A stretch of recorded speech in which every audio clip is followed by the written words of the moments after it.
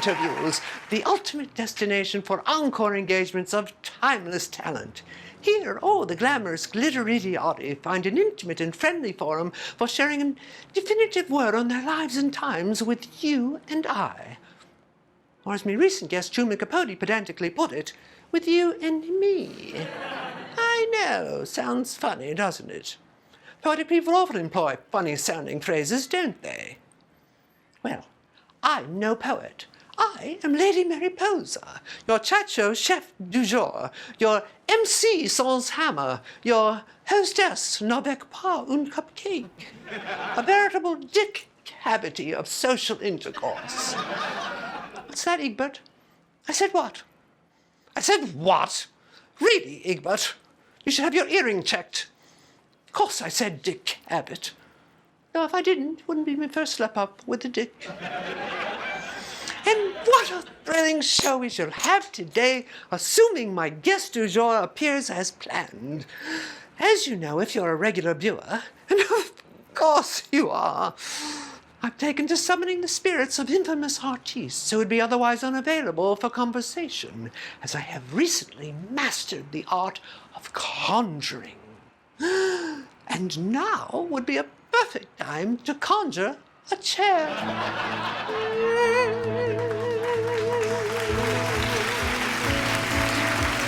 Hey, Viola.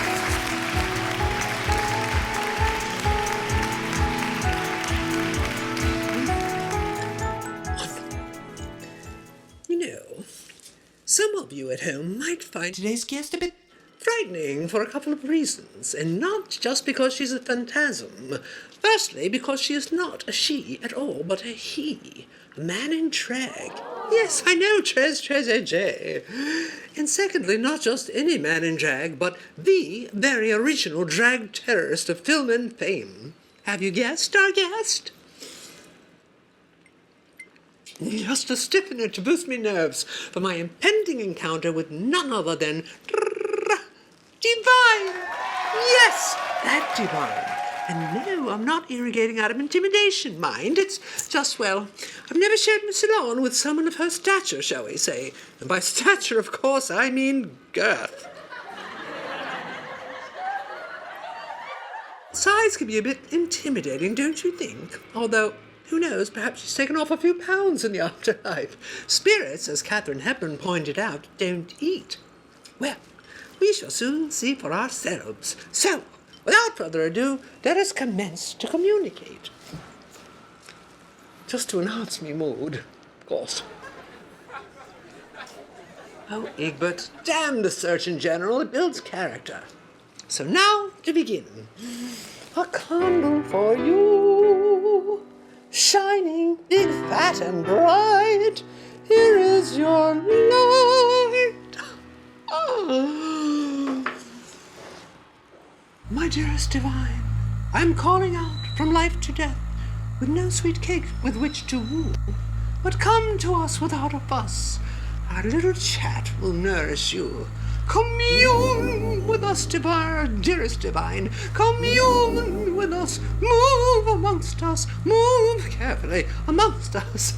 Now, for heaven's sakes, I do hope the cosmic portal's large enough.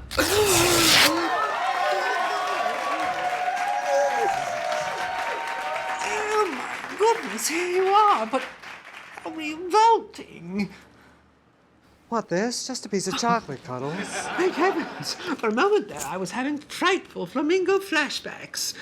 But I was given to understand that spirits don't eat.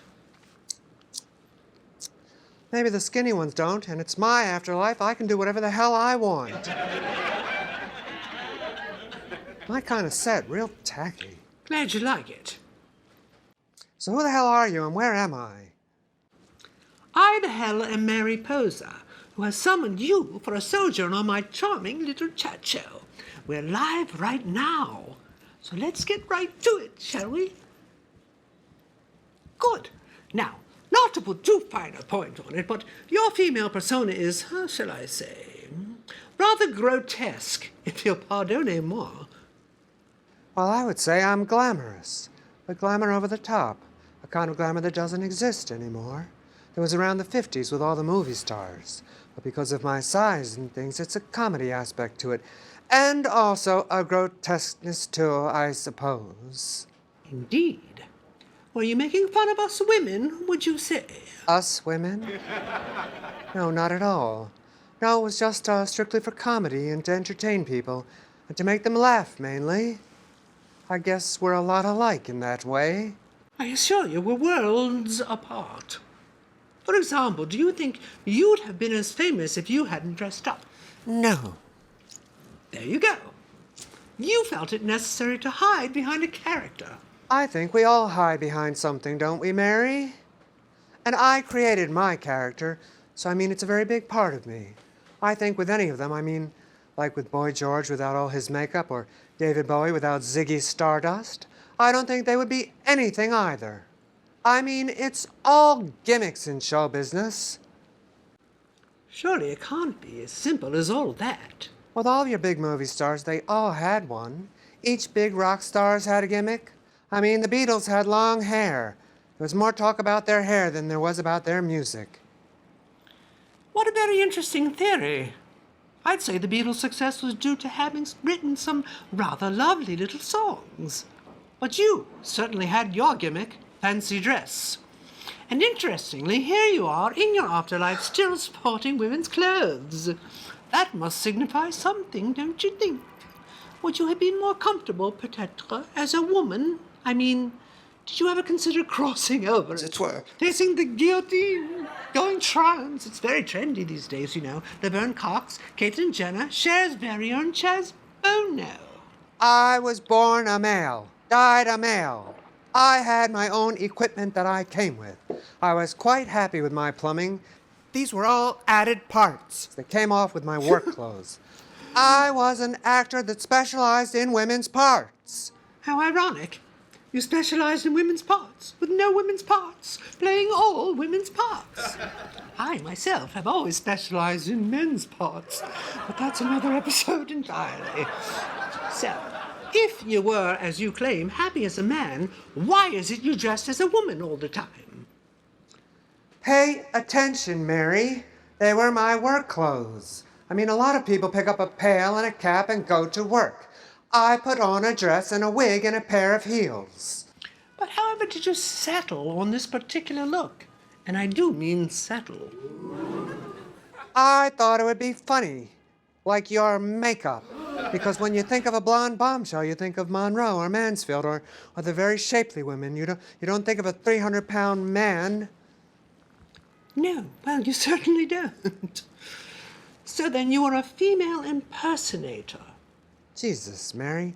A female impersonator's like Charles Pierce or somebody who does other women. Carol Channing, Diana Ross, Barbara Judy. Jesus. It's funny, when a woman dresses up in a suit like Marlene Dietrich or Janelle Monáe, no one flinches. But when a man dresses up like a woman, all the poop starts flying, so to speak. That's always pissed me off. The minute you walk on stage in a dress, you're a freak or something out of the ordinary. I made a very good living doing this, and I was very popular, and I could do a show and sell it out.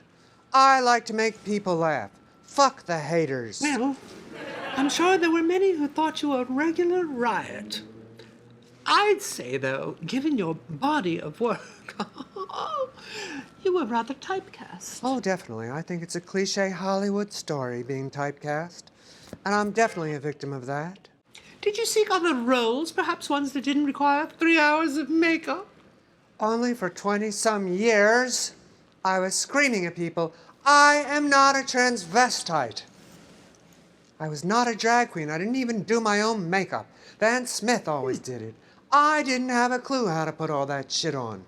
I was a character actor. I never set out in the beginning of my career just to play female roles.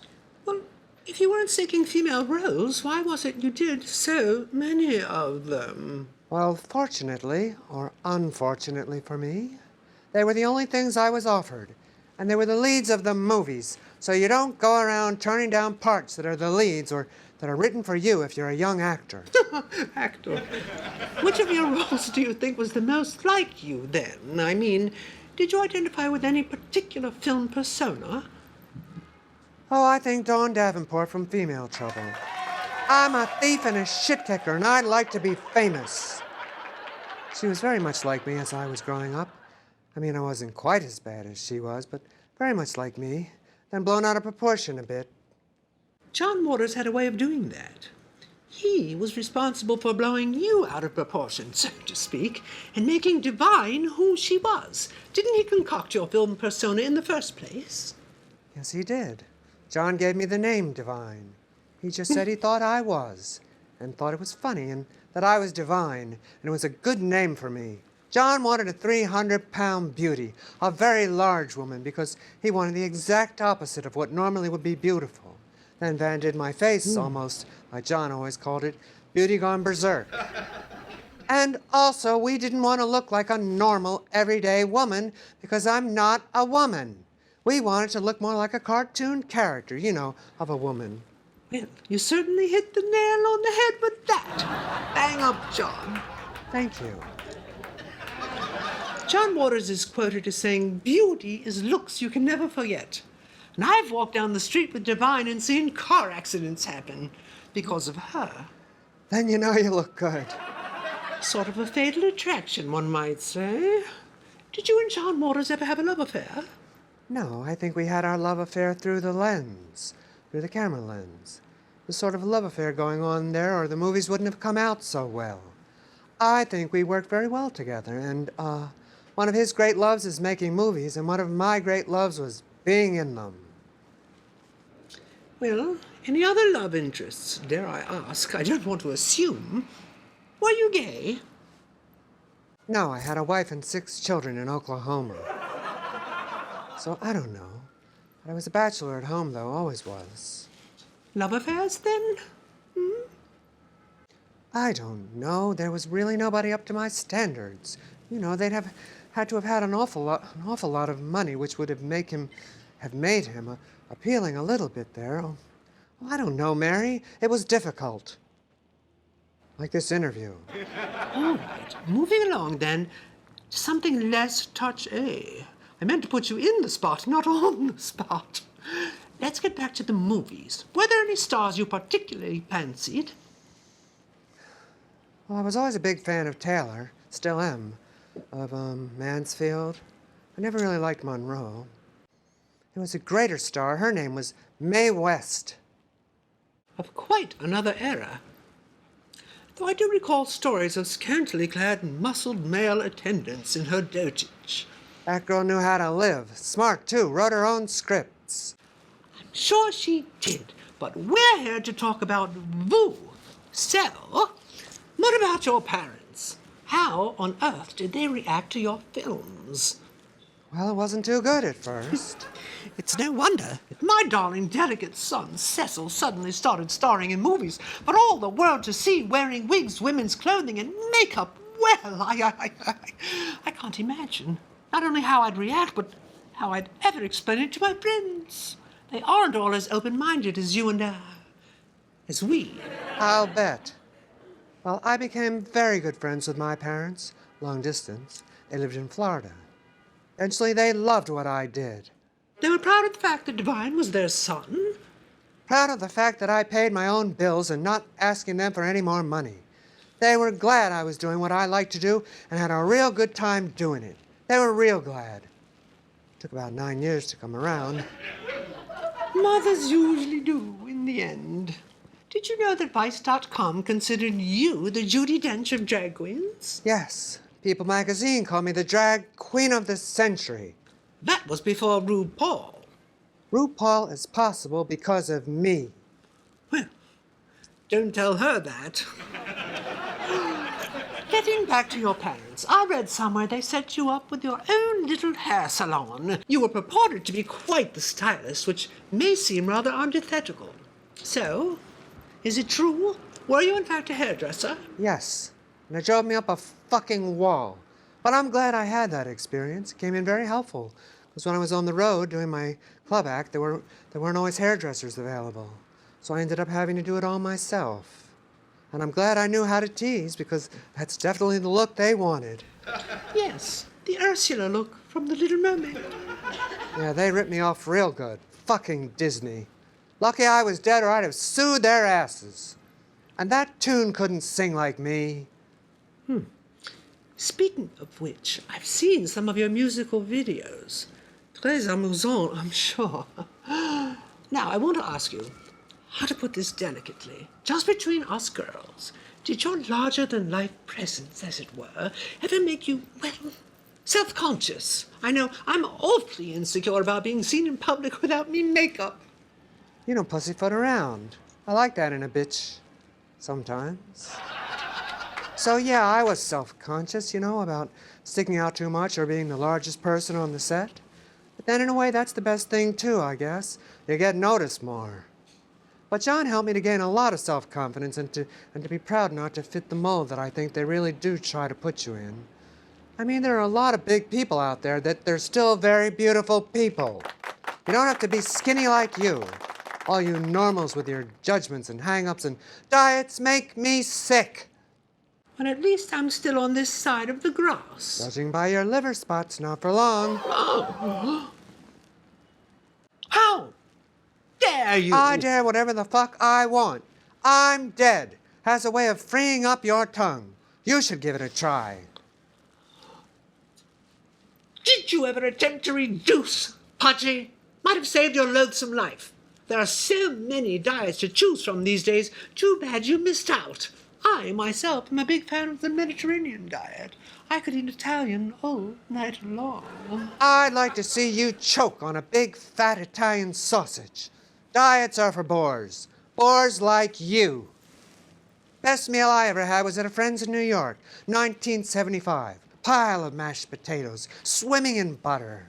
Big, big plate of spaghetti and plenty of garlic bread smothered in cheese. 3 carbs. Those girls sure knew how to cook. And yes, Miss Mary Contrary, for your information, I was planning a diet. Right after a big Easter party I was throwing, after I'd finished my taping of first episode of Married with Children. I was going to be a recurring character, Uncle Otto. On national TV. Where's this show playing? No tube? How sad you came to such an untimely end before your TV career could take off. First day of the shoot, my manager found me in my hotel room. And for your information, I had sleep apnea. I could drop off and stop breathing just like that. Well, you certainly couldn't have dropped off any lower. Yeah, and now I think it's the perfect time to drop off again. So long, old maid Mary. That's Lady Mary. And just one more thing before you go. However did you screw up the nerve to perform that frightfully foul final fecal scene of pink flamingos? John asked me a year before we did that scene if I'd do it. So I said sure. I was high and thought he was kidding. And I wish I were that high right now. It was a traumatic experience for me because it was never really my scene, let's say, like doing stupid fucking chat shows with washed-up old hags. I followed that dog around about 3 hours, staring at it, and the dog was having a very difficult time having a bowel movement. Too bad you weren't on the air then. One look at you would have scared the shit out of him. But since you weren't, we gave the dog an enema. So when it did have its bowel movement, it was quite runny and wasn't what I expected to be a turd that I was going to pick up and take a bite off of and pitch it aside very nonchalantly. But as it was, I had to scoop method and put it into my mouth. It was quite hideous and horrible. I don't know what it tasted like. Everybody always tasted like shit is what it tasted like. Like the smell of your breath. And I immediately spit it out. Went to a friend's house who I was having a fight with and used her toothbrush. I only wish it could have been your toothbrush. I'd have brushed real long. Real good. I'll be the bigger woman, and ignore that for the moment so I can ask, why ever did John ask you to eat shit in the first place? Are you sure he didn't ask you to eat shit and die? Fuck you, Mary. It was a gimmick for publicity, like your tacky outfit. And here's another gimmick I picked up from Hairspray.